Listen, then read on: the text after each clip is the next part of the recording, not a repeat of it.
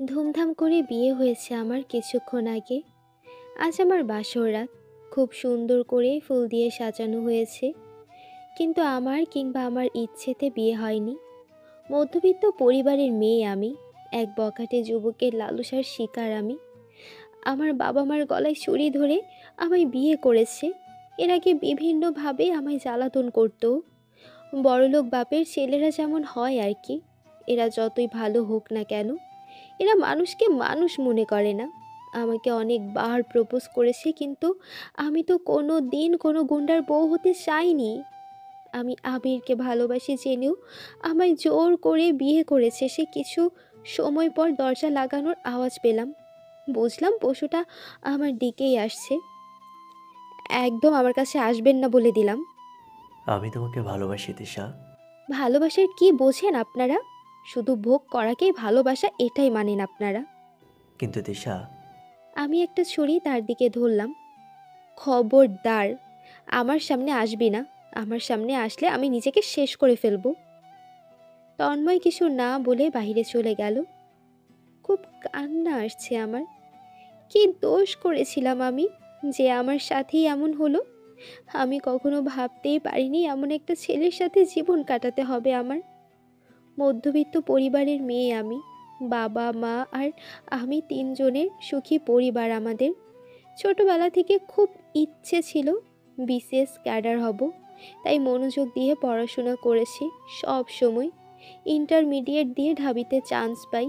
আমার পড়াশোনার সুবিধার জন্য পুরো পরিবার ঢাকায় চলে আসি। প্রথম দিন গিয়ে দেখি কিছু ছেলে মিলে একটা মেয়েকে মারছে। প্রথম দিন গিয়ে দেখি কিছু ছেলে মিলে একটা ছেলেকে মারছে। আমি কোনো দিন অন্যায় দেখতে পারিনি। কি হলো? আপনারা ছেলেটাকে এভাবে মারছেন কেন?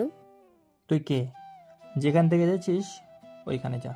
আপনারা আমার সামনে একজনকে মারবেন আর আমি চুপ করে থাকবো নাকি? এই শোন, একে যেমন দেখতেছিস ছেঁড়া ফাটা কাপড়, বেশি বাড়াবাড়ি করলে তোর একই অবস্থা হবে। তোদের সাহস হয় কিভাবে এমনভাবে কথা বলার? তোর সাহস কীভাবে হয় মারার?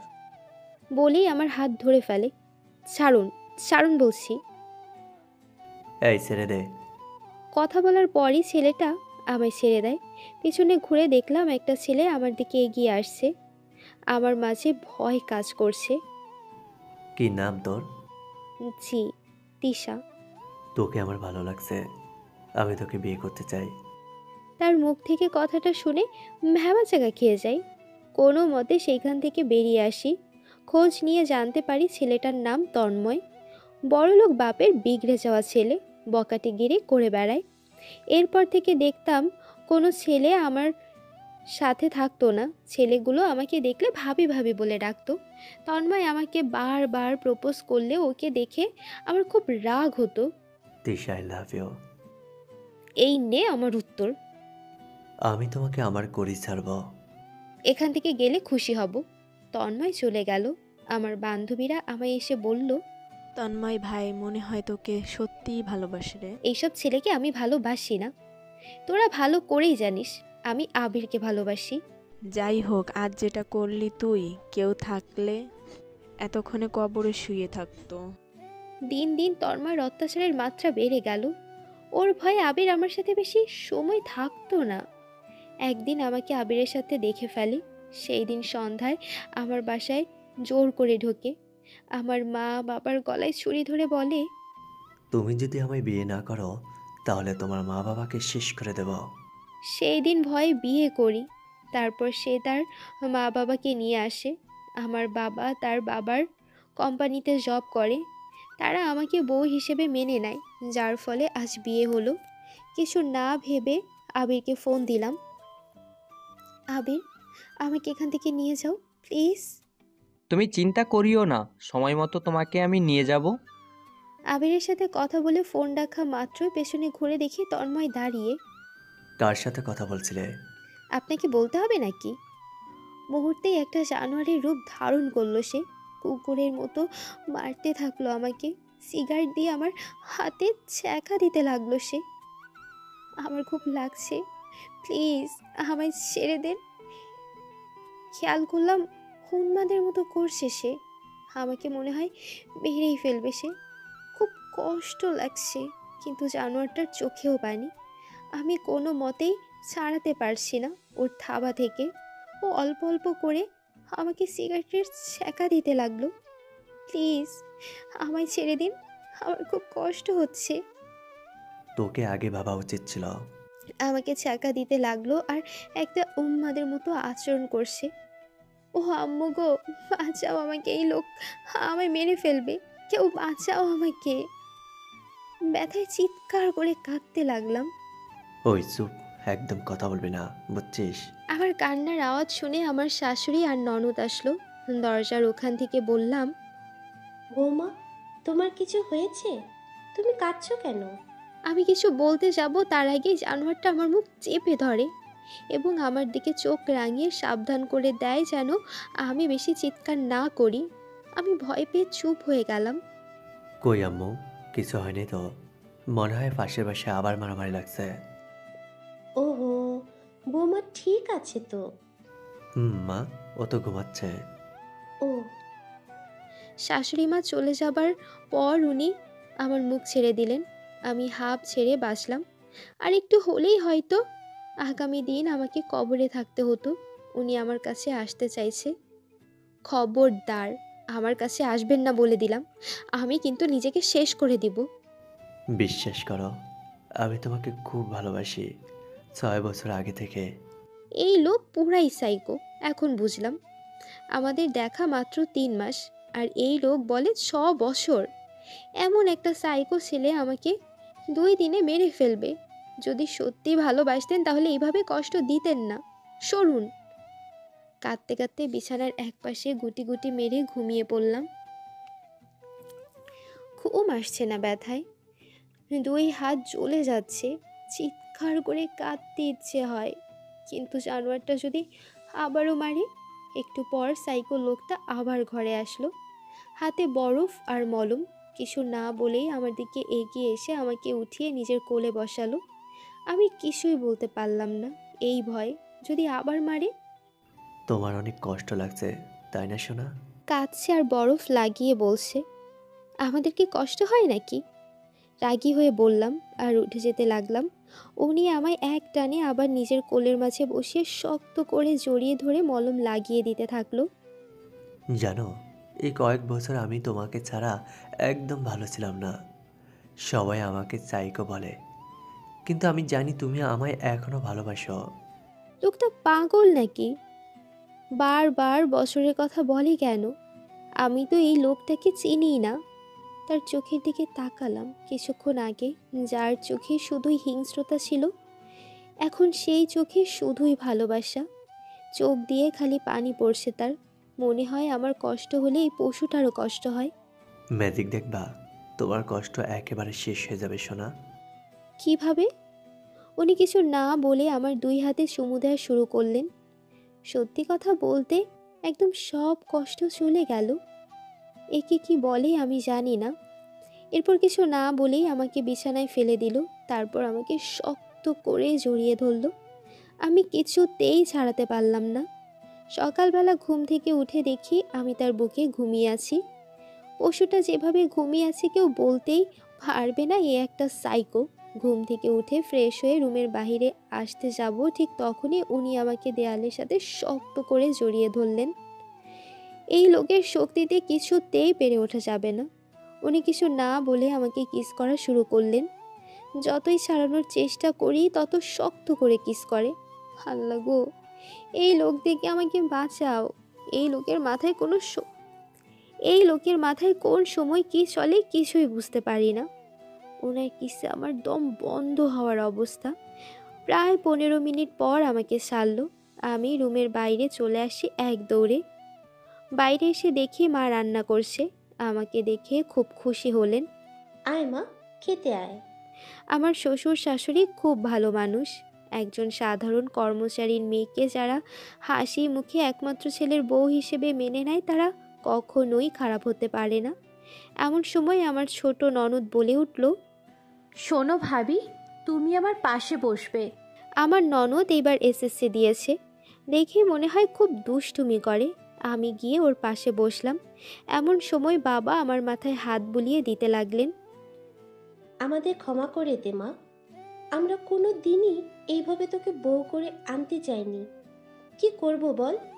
ছেলেটাকে কিছুই বলতে পারি না।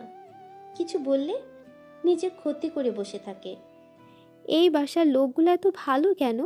আমার বাবাও বলেছে আমার শ্বশুর নাকি খুব ভালো মনের মানুষ। অফিসের লোকদের নাকি নিজের পরিবারের মতো আগলে রাখে। কি হলো মা, খাচ্ছিস না কেন? না মানে, খাবো কিভাবে, আমার হাত পুড়ে গিয়েছে। ভাবি, তোমার হাতে কি এগুলো? কই দেখি দেখি। না, কিছু না। মা জোর করে আমার হাত দেখলো, আমিও বাচ্চাদের মতো ভ্যা ভ্যা করে কেঁদে দিলাম। দেখেছো তোমার ছেলের কাণ্ড? দেখেছো কি করেছে মেয়েটার অবস্থা? তন্ময়, এই তন্ময়, কি হয়েছে আব্বু? ঠাস ঠাস, তুই দিন দিন জানোয়ার হয়ে যাইস কেন? কি অবস্থা করেছিস মেয়েটার? মায়ের খেয়ে উনি আমাদের সামনে আবার পাগলের মতো করতে লাগলো। মা শান্ত করতে গেলে বাবা মায়ের হাত ধরে ফেলে, কারণ এখন কি থেকে কি করে ফেলবে বলা যায় না। ঘরের সব আসবাব ভেঙে চলে গেল। বাবা নতুন আসবাবের অর্ডার দিলেন, এখন আমাকে মা খাইয়ে দিচ্ছে। মাফ করে দে মা। আমার ছেলেটা যে কি থেকে কি করে ফেলে ও নিজেই কিছু আজ করতে পারে না। ওনার কি কোনো প্রবলেম আছে? 6 বছর আগের ঘটনার পর ওর মাথায় সমস্যা হয়। ডাক্তার বলেছে ওর যা খুশি করতে দিতে, না হলে আমরা ওকে হারিয়ে ফেলতে পারি। কি হয়েছিল ওনার 6 বছর আগে? আমাকে জানতেই হবে। বিকেলে দেখি ঘরে ফিরে আসছে উনি, এসেই মায়ের রুমে গেল। তুই মেয়েটাকে এইভাবে কষ্ট দিলি কেন বাবা? ও কেন 6 বছর আগে আমাকে কষ্ট দিয়েছে? ও তো জানতোই আমি ওকে কত ভালোবাসি। ও আল্লাহ, এই সাইকো আমার 6 বছর আগে কই পাইলো? রাতের বেলা খেয়াল করলাম লোহা গরম করে আমার দিকে এগিয়ে আসছে। চোখে আগের দিনের মতো পশুত্ব। আমি এক পা এক পা করে পিছু হাঁটছি আর উনি এগিয়ে আসছে। রাতে দেখি সাইকোটা গরম লোহা আর সূচ নিয়ে ঘরে ঢুকলো। চোখে আগের মতো সেই পশুর ছায়া। দেখে মনে হলো এখন এই লোক আমাকে খুন করবে। আমি ভয়ে ভয়ে পিছিয়ে যেতে লাগলাম। আমি যতই পিছিয়ে যাই জানোয়ারটা ততই আমার সামনে আসে। এক সময় আমি দেয়ালের সাথে লেগে গেলাম। উনি কিছু না বলে আমাকে কিস করা শুরু করলেন। কিছুক্ষণ কিস করার পর গরম সূচ হাতে নিলেন। আমি ভয়ে কেঁদে দিলাম। আমার কান্নার আওয়াজে সে পৈশাচিক হাসি হাসছে। প্লিজ, আমাকে মারবেন না। সোনা, আমি তোমাকে মারতে পারি বলো? আমি তো তোমায় ভালোবাসি, তাই না? আমার গালে হাত দিয়ে পাগলের মতো বলছে কথাগুলো। তার পাগলামো দেখে আমি আরও ভয় পেয়ে গেলাম।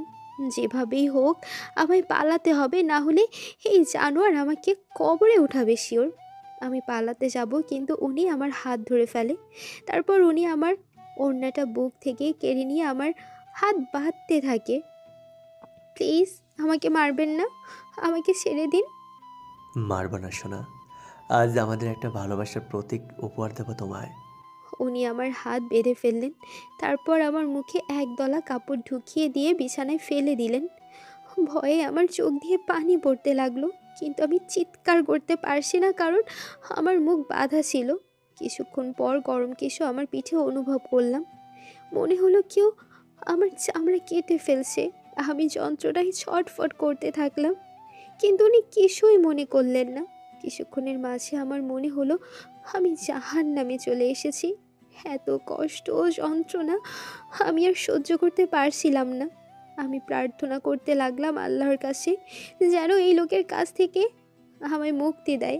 কিছুক্ষণ পর জানোয়ারটার কি যেন আমার পিঠে লাগিয়ে দিল। সব কষ্ট চলে গেল অল্প সময়ের মাঝে। তারপর উনি আমার বাঁধন খুলে দিল। আমার চোখ দিয়ে পানি ঝরছে, কিন্তু ভয়ে কাঁদতে পারছি না। এমন সময় পশুটা আমার পিঠের ছবি দেখিয়ে বলল, সোনা, ট্যাটুটা সুন্দর হয়েছে না?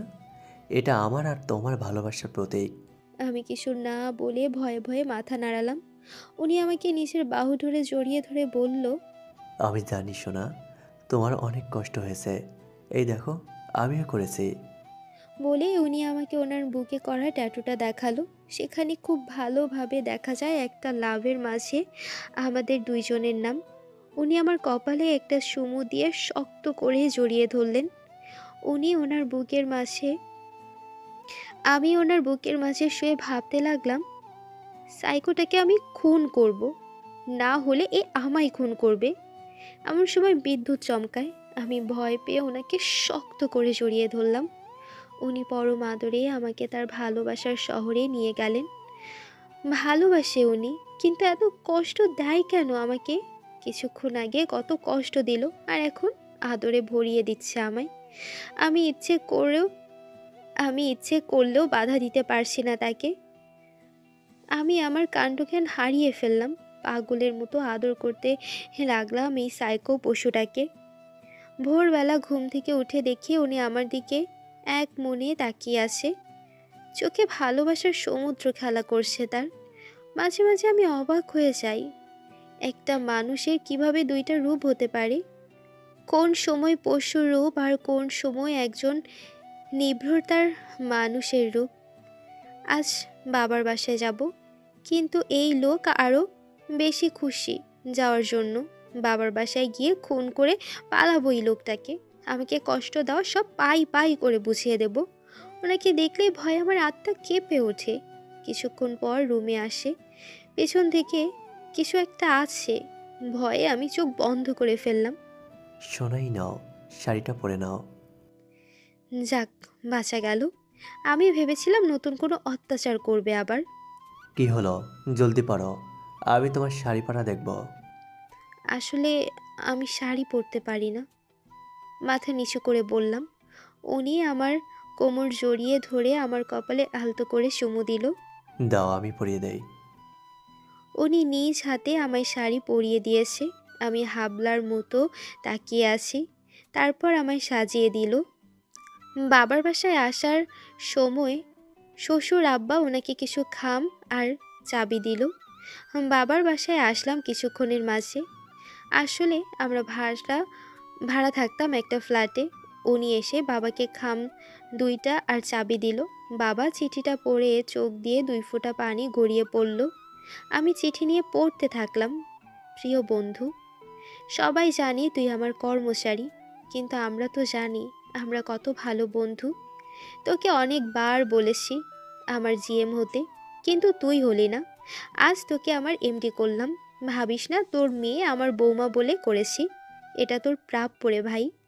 অনেক দিন থেকেই ইচ্ছা ছিল তোর মেয়েকে আমার মেয়ে বানাবো, কিন্তু তার আগেই আমার ছেলে তোর মেয়েকে আমার মেয়ে বানিয়ে দিল। তুই আমার ছেলের উপর রাগ করিস না, ও খুব ভালো ছেলে, শুধু একটু পাগলামি করে। ইতি, সেই বন্ধু।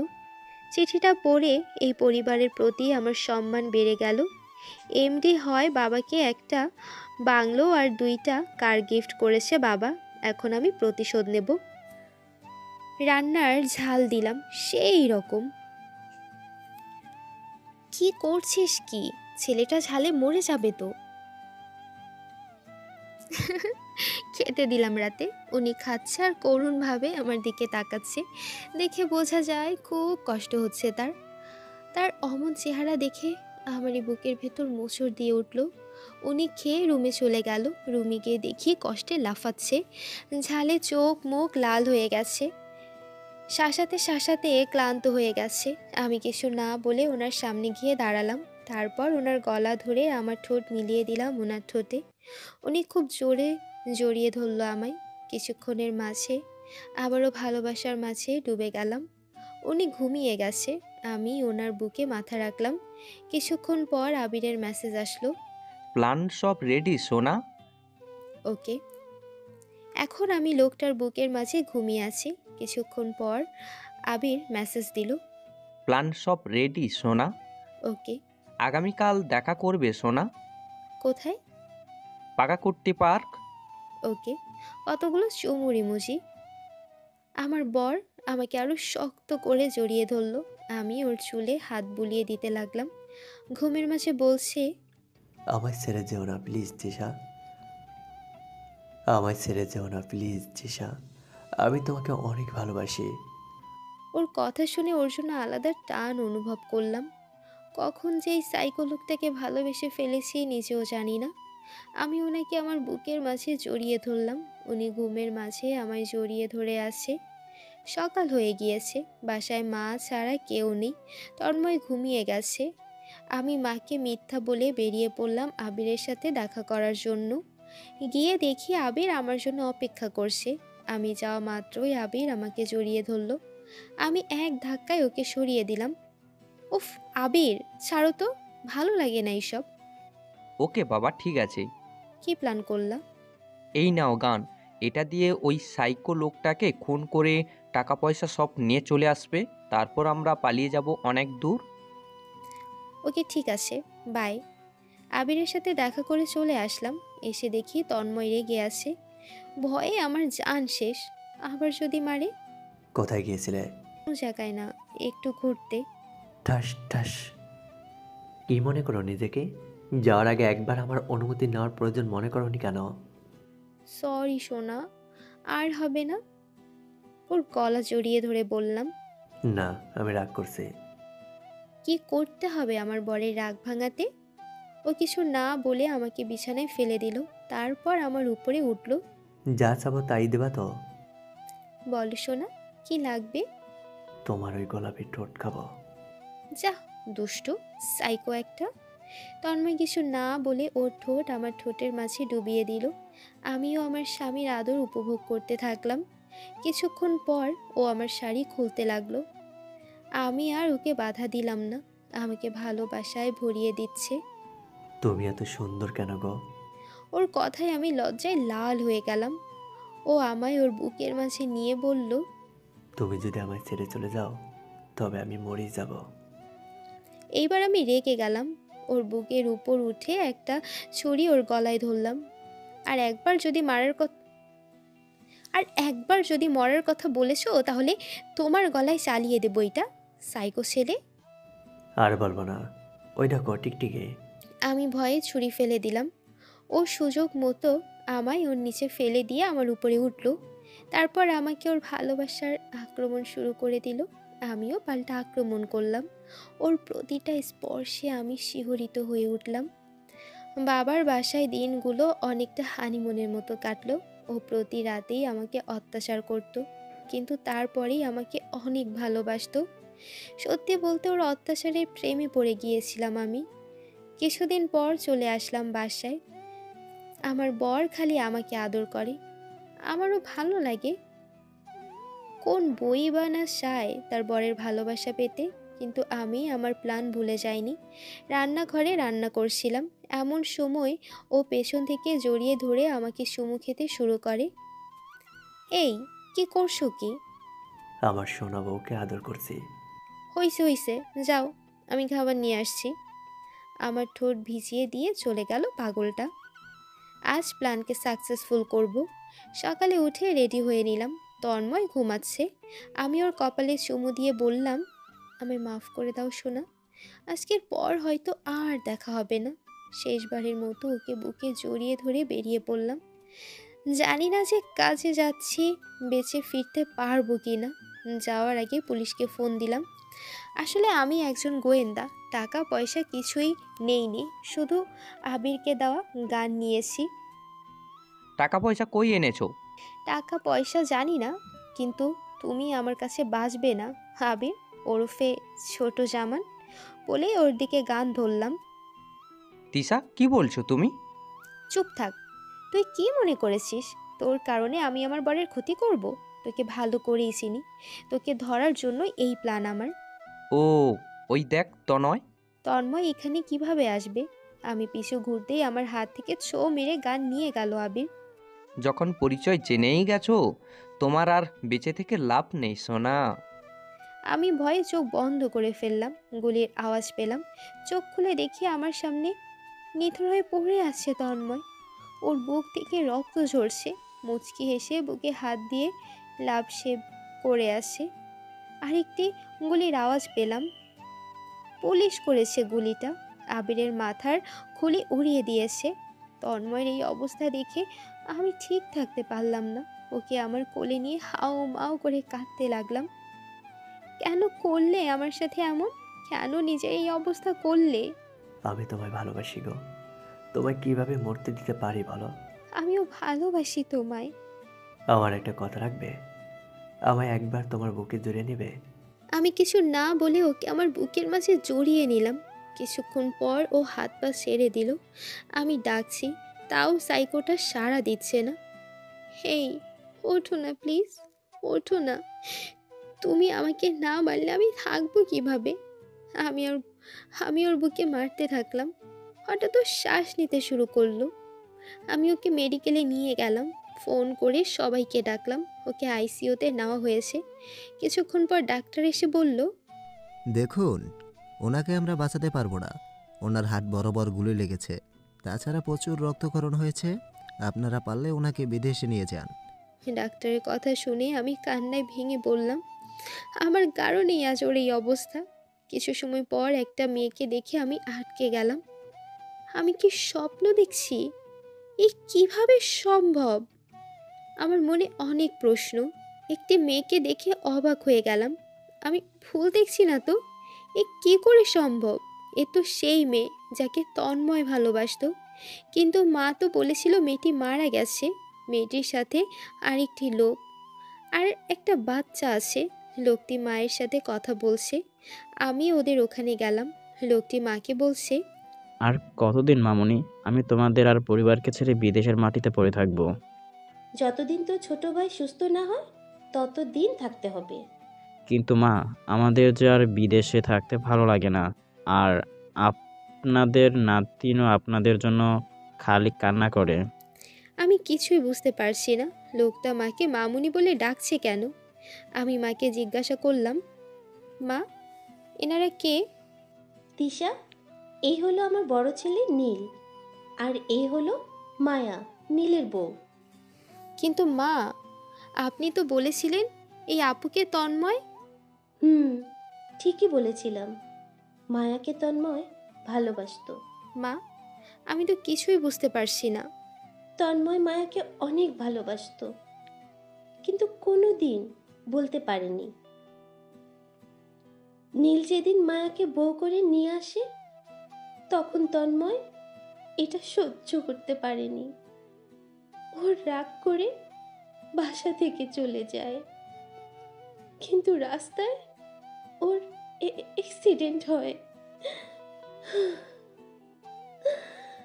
মাথায় আঘাত পাওয়ার কারণে ও পাগল হয়ে যায়। নীল আর মায়াকে বারবার খুন করতে আসতো। ডাক্তারকে বললে ডাক্তার বলে, যতদিন না এদের দুজনকে মারতে পারবে ততদিন ওর পাগলামো যাবে না। তাই তোমার বাবা নীল আর মায়াকে আমেরিকা পাঠিয়ে দেয়, আর তন্ময়কে এটা বুঝায় যে ওরা মারা গেছে। এখন আমার কাছে সব ক্লিয়ার। আমার বরের ছোটবেলা থেকেই মাথায় প্রবলেম ছিল, কিন্তু অ্যাক্সিডেন্টের পর তার পাগলামো বেড়ে যায়। ওর ছোটবেলায় একটা রোগ হয় যার সাইড এফেক্ট ওর ব্রেনে পড়ে, তাই ছোটবেলা থেকেই এমন করে। আমি পুরাই অবাক। নীল ভাইয়া একমাত্র ভাইয়ের ভালোবাসার জন্য নিজের পরিবারের থেকে এত দূরে। আমি ভাবছি, এমন সময় মায়া আপু আমার হাত ধরল। জানো বোন, আমি তন্ময়ের চেয়ে 5 বছরের বড়। সবসময় ওকে ছোট ভাইয়ের মতো দেখেছি। ও সবসময় আমার সাথে থাকতো। ভাই না থাকায় আমিও ওকে নিজের ভাই হিসেবে মেনে নিয়েছিলাম। কিন্তু যখন নিলয়ের সাথে আমার বিয়ে হয়, তখন আমি জানতে পারলাম ও আমায় ভালোবাসে। ওর ভালোর জন্যই এতদিন আমেরিকায় ছিলাম তোমাদের ছেড়ে। হয়তো আর কোনো দিন আসতাম না, কিন্তু নীল যখন জানতে পারলো ওর এই অবস্থা, তখন আর থাকতে পারিনি, চলে এসেছি। কথাগুলো বলে উনি কাঁদতে লাগলো। আমি কি বলে আপুকে সান্ত্বনা দিব ভেবে পেলাম না। কাঁদবেন না আপু, সব ঠিক হয়ে যাবে। জানো, তোমার নীল ভাইয়া প্রতিদিন কাঁদে তার ভাইয়ের জন্য। সব ঠিক হয়ে যাবে। এমন সময় ডাক্তার এসে বলল, আপনাদের জন্য সুখবর আছে। কি হয়েছে ডাক্তার? আসলে ওনার হার্ট নষ্ট হয়ে গেছে, কিন্তু একজন ব্যক্তি মরার আগে তার হার্ট তাকে দান করে দিয়ে গেছে। আল্লাহর রহমতে অপারেশনের পর উনি সুস্থ হয়ে যাবে। ডাক্তারের কথা শুনে আমাদের সবার চোখে সুখের পানি। আমি মায়া আপুকে জড়িয়ে ধরে কেঁদে দিলাম। এখন তন্ময় অনেকটা সুস্থ। এই কয়েকদিন আমাদের কারোর সাথেই দেখা করতে দেওয়া হয়নি, আজ দেখা করতে দেবে। আমি কেবিনে ঢুকে দেখলাম ও আমার দিকে তাকিয়ে মিটিমিটি হাসছে। আমি ওর পাশে বসা মাত্রই আমার হাত ধরে বলল, আই লাভ ইউ। এমন করে বলছো আমি মনে হয় তোমায় ভালোবাসি না? বলে ওর মাথায় হাত বুলিয়ে দিতে লাগলাম। এমন সময় মা বাবা সবাই আসলেন। ও সবার সাথে কথা বলতে লাগলো। এমন সময় চিৎকার দিয়ে বলল, টিশা নীল ভাইয়া। ওর কথা শুনে দরজার আড়ালে থাকা নীল ভাইয়া চলে যেতে লাগলো। যাস না ভাইয়া, তুই বেঁচে আছিস জানলে কবেই তোদের কাছে আমার অপরাধের ক্ষমা চেয়ে নিতাম। নীল ভাইয়া দৌড়ে এসে ওকে জড়িয়ে ধরলো। দুই ভাই একে অপরকে জড়িয়ে ধরে কাঁদছে। আই এম সরি ভাইয়া, প্লিজ মাফ করে দাও। চুপ, একটা কথা বলবি না? দরজার ওই পাশে মায়া আপুও কাঁদছে তার ছেলেকে কোলে নিয়ে। তন্ময় আপুকে ডাক দিল। আপু আমার কাছে আসবি না? মায়া আপু ওর কাছে গেল। আমায় মাফ করে দে আপু। প্রথমে ভুলটা বুঝিনি, কিন্তু যখন বুঝলাম তখন তোরা ছিলি না। এই অপরাধবোধ আমার 6টি বছর কুড়ি কুড়ি খেয়েছে। আই এম সরি আপু। না ভাই, এসব বলে না। আমি তোকে ভাবি বলবো না, আপু বলি ডাকবো। আচ্ছা, ডাকিস। এখন থেকে আমরা সবাই মিলে একসাথে থাকবো, আর কোনো সাইকোগিরি করবো না। তার মানে তুমি? সরি তিশা, আমি ইচ্ছা করি অমন করতাম। তুমি আগে বাসায় চলো। আমাদের কথা শুনে সবাই হেসে দিল। নীল ভাইয়া বলল, ওকে বাসায় গিয়ে তন্ময় আর তিশার আবার বিয়ে দিব। আমিও বিয়ে করব। ও মা, তাই কাকে বিয়ে করবে সোনা? কেন কেন? তোমাকে। তুমি দেখতে কত কিউট। উম্মা। এখন বিছানায় বসে আছি। একটু আগে বিয়ে হয়েছে। আগের বার বাসর রাতে সিগারেটের শাঁকা দিছিল। এবার কি দিবে আল্লাহই ভালো জানে। একটু পর আমার সাইকো বর আসলো। আমি উঠে তাকে সালাম করলাম। উনি আমাকে জড়িয়ে নিল বুকের মাঝে। এই, খবরদার ছোবেন আমাকে। কিন্তু কেন বাবু? আমার কতগুলো ডিমান্ড আছে। কি কি শুনি? নীল ভাইয়ার সাথে অফিসে যেতে হবে, বখাটেদের সাথে ঘুরতে হবে। আরেকটা, আরেকটা কি? আমার লজ্জা লাগে। কি বলো না গো। আমাকে একটা জুনিয়র তন্ময় গিফট করতে হবে। উনি কিছু না বলে আমাকে জড়িয়ে ধরলো। কি করছো ছাড়ো, জুনিয়র তন্ময় দিতে হবে তাই না? ভাগ সাইকো কোথাকার। Light off. কেবিনে শুয়ে আছি। আমার পাশে শুয়ে আছে আমার মেয়ে। উফ, আমার মেয়েটা কত কিউট হয়েছে। তন্ময় এসে ওকে কোলে তুলে নিল। দেখো কত কিউট আমাদের মেয়ে। তুই কোনো কথা বলবি না। একটা ছেলে দেওয়ার মুরত নাই, আবার পেরিত দেখাইতে আসছে। ও কিছু না বলে আমার কপালে চুমু দিল। এমন সময় নীল ভাইয়া বলে উঠল, হুম হুম, আমরাও আসছি ভাই। আমরা দুজনেই লজ্জা পেলাম। সবাই মিলে এখন আমাদের সুখের সংসার। মেয়ের নাম রেখেছি তানিশা। শান সব সময় তানিশাকে নিয়ে ঘুরে বেড়ায়। আমার আব্বুটার কথা তার বোন সব সময় তার সাথেই থাকবে। আমার মেয়েটাই শান ভাইয়া বলতে অজ্ঞান। সবাইকে নিয়ে অনেক সুখেই আছি, তবে আমার বরের সাইকোগিরি এখনও আছে।